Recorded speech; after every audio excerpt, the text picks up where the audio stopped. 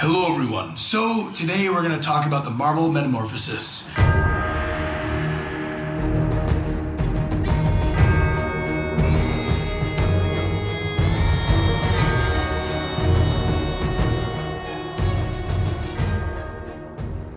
This was an extremely emotional piece for me. So, let me give you a little background. A client of mine, wonderful people, love them to death. They had a marble sculpture of a woman that fell over, was all scratched up, and lost her head. And it was lost. I don't know the history behind the piece. They don't know anything about it. They actually bought her, like, decapitated. They had no idea. They didn't have a plan for her, but they knew they loved her. One day they were like, you know what, we're gonna try and find somebody to give her new life. I was incredibly honored to try and breathe new life into her. This is actually where it all began. I really was playing around with a lot of fluid forms. I wanted her to be raptured into a torrent of movement. You know, almost like it's her spirit, you know, leaving this, you know, fragile vessel that was once her physique. And then I had some fun thinking about crystalline forms, the absolute opposite, right angles and crystals. And, you know, you would have these stainless steel cutouts with mirrors in the inside of them. It would be very like Superman's house, right? And then next, I had a lot of fun thinking about, you know, women and their connection to the cosmos of the moon cycles and the miracle that takes place. I really wanted to pay homage to that. Ellipticals, moon phases, you know, the sun kind of behind her consciousness, her spirit. Here I had different halo or crown options. One kind of dealing with the cosmos. One actually kind of with the crystalline forms, you know, the crystal crown, broken and jagged, and then a bit of the both, and then also kind of what we ended up doing here. Also same with our midsection during the break, ended up going more towards this direction.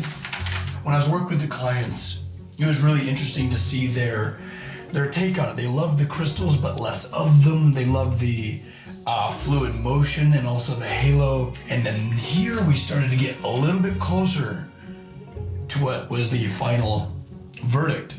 You know, that sweeping movement that worked its way up with a crystal crown this time. They wanted to see that. I took all of these elements and I kept redesigning and redrawing and recreating her until finally, at last, we had her. And this is what we built.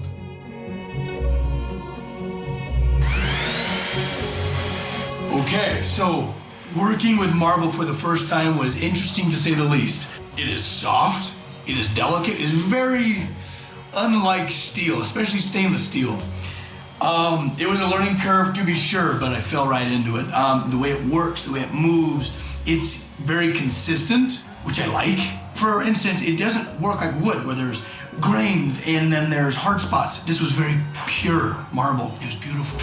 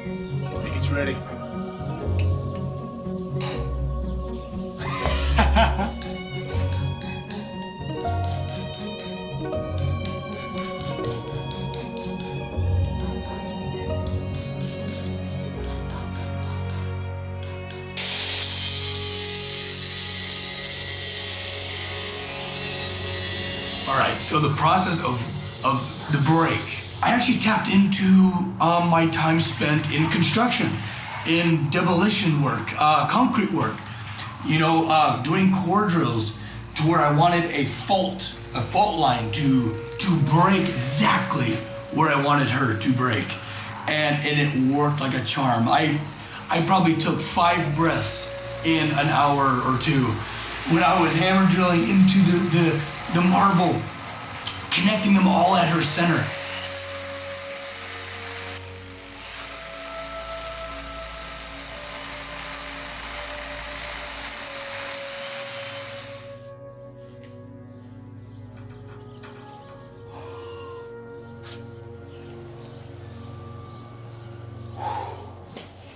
And then all of a sudden, click, she was free. And I'll never forget my exhilaration and jubilation of it working exactly how I planned, because I only had one shot. Wow. So a lot of the cuts and breaks I did with a diamond saw.